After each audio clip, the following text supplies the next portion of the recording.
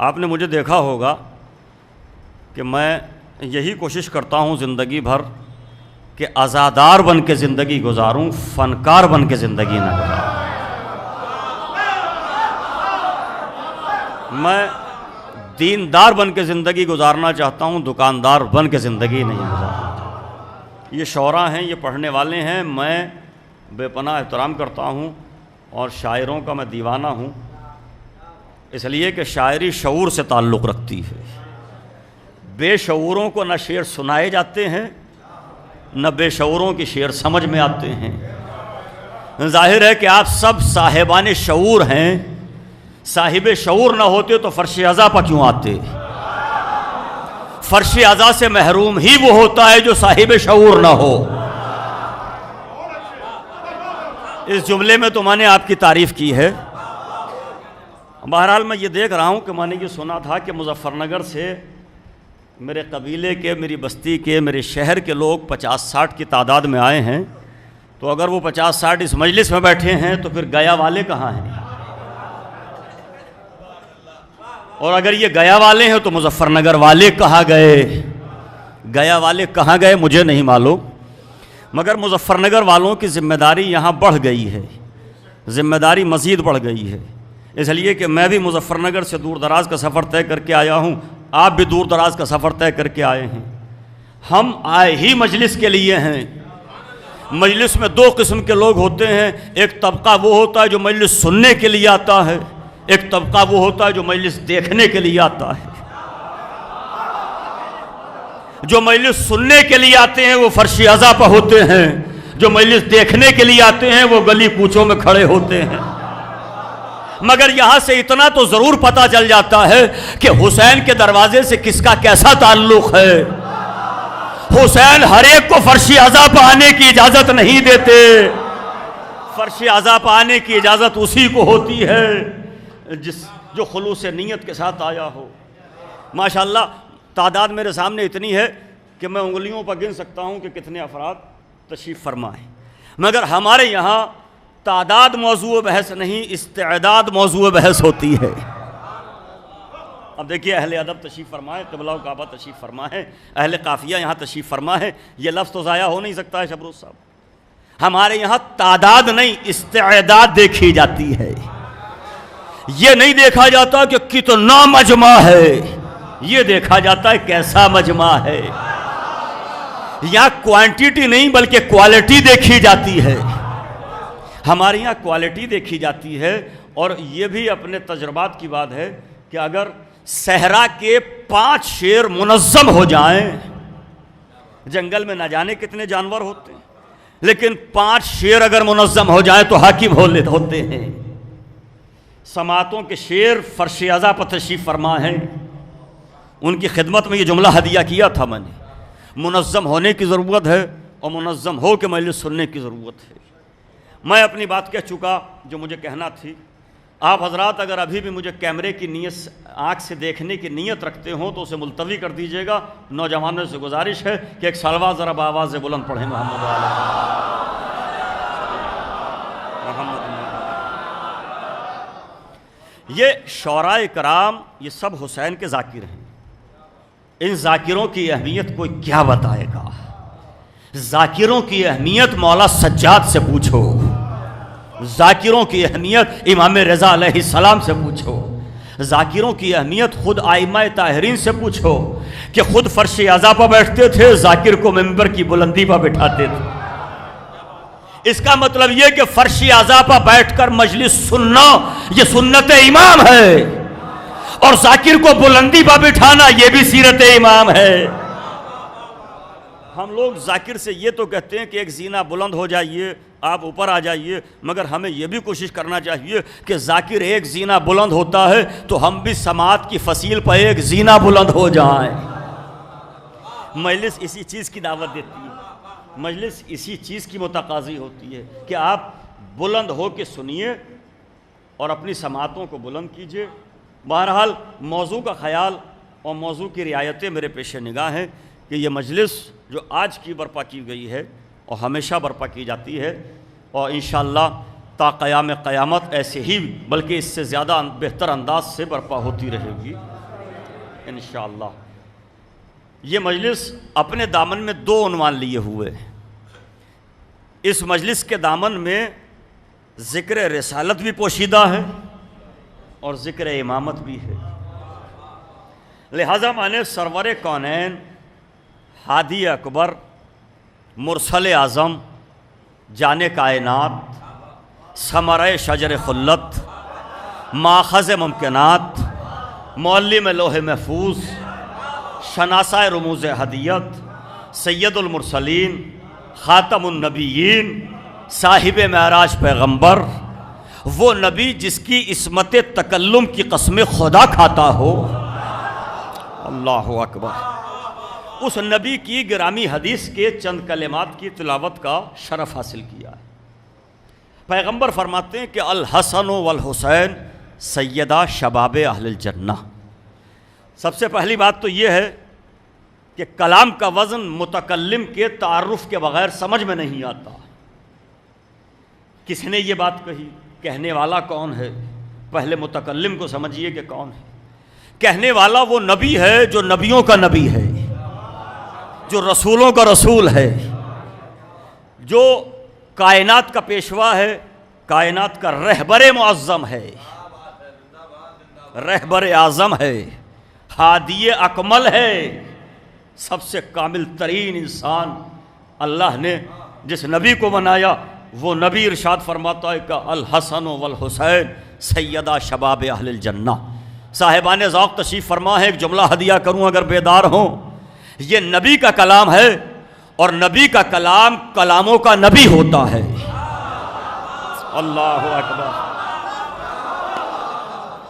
یہ نبی کا کلام ہے اور نبی کا کلام کلاموں کا نبی ہوتا ہے۔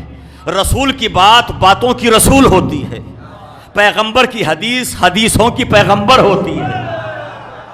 نہیں یہ کہنے والا کہ حسن و حسین جوانان جنت کے سردار ہیں، یہ کہنے والا وہ رسول ہے، اگر بیدار ہو تو ایک جملہ ہدیہ کر رہا ہوں، یہ کہنے والا وہ رسول ہے جو اپنی زبان مبارک سے ادا ہونے والے کلمات کو اگر اللہ کی طرف منسوب کرتا ہے تو قرآن کی آیت بن جاتی ہے، اپنی طرف منسوب کرتا ہے تو حدیث کہلاتی ہے۔ اس نبی نے ارشاد فرمایا ہے کہ الحسن والحسین سیدہ شباب اہل الجنہ۔ ظاہر ہے کہ اس حدیث کا ترجمہ بچہ بچہ جانتا ہے اور جو فرش عزا پاتا ہے اسے اس حدیث کا ترجمہ معلوم ہے کہ پیغمبر نے کیا فرمایا ہے، مگر رسم ترجمہ بھی ادا کر دی جائے تاکہ اصول ذاکری بھی پیش نظر رہے۔ رسم ترجمہ اس طرح سے ادا ہوگی کہ الحسن والحسین۔ اب کیا کروں کہ بات سے بات پیدا ہوتی ہے۔ قبلہ الحسن والحسین، ڈائریکٹ حسن نہیں، براہ راست حسین نہیں، الحمدللہ پڑھنے والوں، جسے الحمدللہ یاد ہے، اللہ نے حمد، سورہ حمد نازل کیا تو صرف حمد نہیں، الحمدللہ۔ الف لام کے بڑے معنی لکھے گئے ہیں عربی گرامر میں، مگر یہاں پیغمبر نے یہ نہیں کہا کہ حسن اور حسین جوانان جنت کے سردار ہیں، ڈائریکٹ شہزادوں کا نام نہیں لیا، بلکہ پیغمبر نے فرمایا الحسن، تزئین کے لیے، تخصیص کے لیے، پرٹیکولر بنانے کے لیے۔ پیغمبر نے فرمایا ہر حسن نہیں بلکہ یہ خاص حسن، یہ خاص حسین، خاص کہہ کر ہمیشہ کے لیے بات کو مخصوص کر دیا۔ اگر خاص کا اشارہ نہ ہوتا تو مائیں ہم نام پیدا کر دیتی۔ ہائے میں کیا کہہ رہا ہوں، ذرا سا جگائیے، ذہنوں کو جگائیے، خدا کے لیے ذہنوں کو جگائیے۔ علماء کرام میری بات سن رہے ہیں تو علماء کی خدمت میں یہ بات بھی ہدیہ کروں گا کہ نبی کا کلام ہے اور معصوم کے کلام کا اعجاز یہ ہوتا ہے کہ معصوم کے کلام سے تفقہ پیدا ہوتا ہے، سوچنے سمجھنے کی صلاحیت پیدا ہوتی ہے۔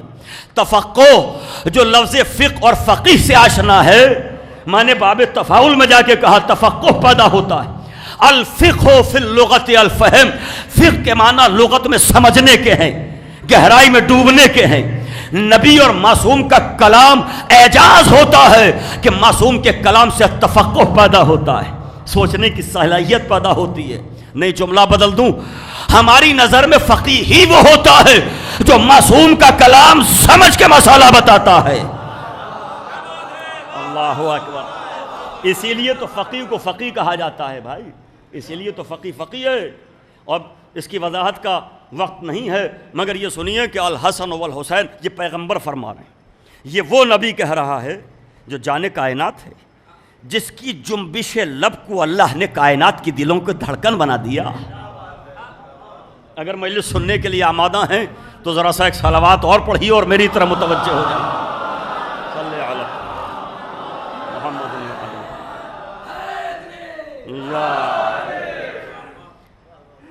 ہم پر آج ایک الزام یہ ہے، دو موضوع ہیں، رسالت اور امامت۔ ہم پر یہ الزام ہے کہ یہ شیعہ نے حیدر کرار، یہ علی والے نبی کو نہیں مانتے۔ لعنت ہو اس پر جو نبی کو نبی نہ مانے۔ اللہ اکبر، بہت شکریہ، بڑی نوازش۔ کاشف شاہ صاحب اگرچہ آپ دور بیٹھے ہیں مگر ذہنی طور پر قریب ہیں، اس لیے کہ قربت کا تعلق فزیکلی قربت سے نہیں ہوتا، ذہنی قربت ہونا چاہیے۔ سمجھنے کے لیے قربت یہ بہت ضروری ہوتی ہے۔ جو حضرات باہر بیٹھے ہیں، اب میں یہ بھی بتا دوں کہ کاشف صاحب کیوں باہر بیٹھے ہیں۔ یہ باہر والے آدمی نہیں ہیں، ان کو یہاں ہونا چاہیے تھا، فرش اعضا پہ ہونا چاہیے تھا، مگر آواز کی مجبوریاں ہوتی ہیں اور ایئر کنڈیشن ماحول میں انہیں اپنی آواز کی حفاظت بھی کرنا ہوتی ہے اور ان کو فیور بھی ہے۔ بہرحال طبیعت ناساز ہے مگر ان کا عقیدہ ناساز نہیں ہے۔ اللہ اکبر، اللہ اکبر۔ اگر آپ نے میرے جملے کو محسوس کیا ہو،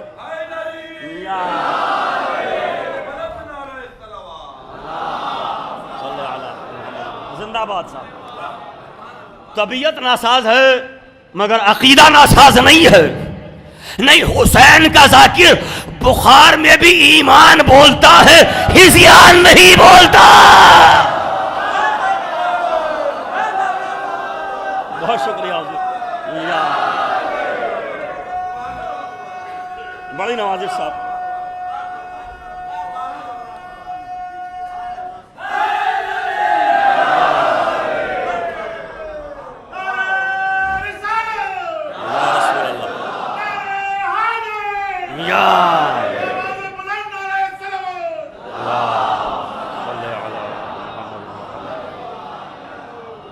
ہم پر یہ الزام ہے، یہ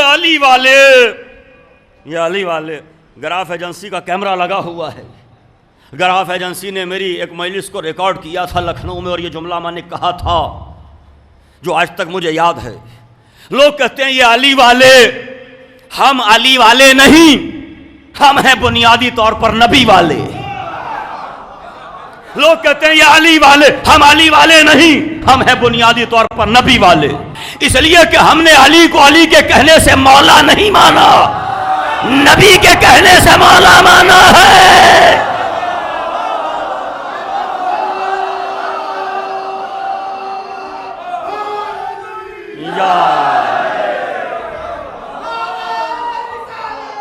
یا رسول اللہ،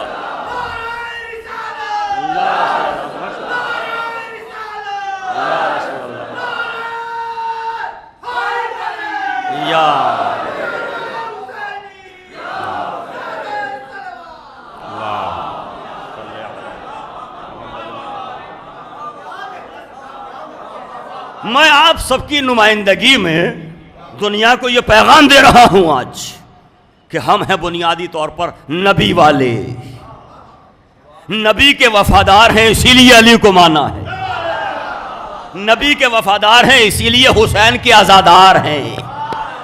ہائے ہائے ہائے، قسم خدا کی میرے جملے کی گہرائی پر ذرا سا غور کیجئے۔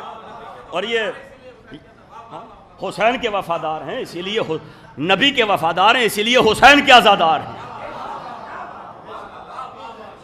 اور چونکہ دانشور بیٹھے ہیں، شعراء بیٹھے ہیں، زبان شناس مجمع میرے سامنے تشریف فرمائے، تو ایک جملہ اور ہدیہ کر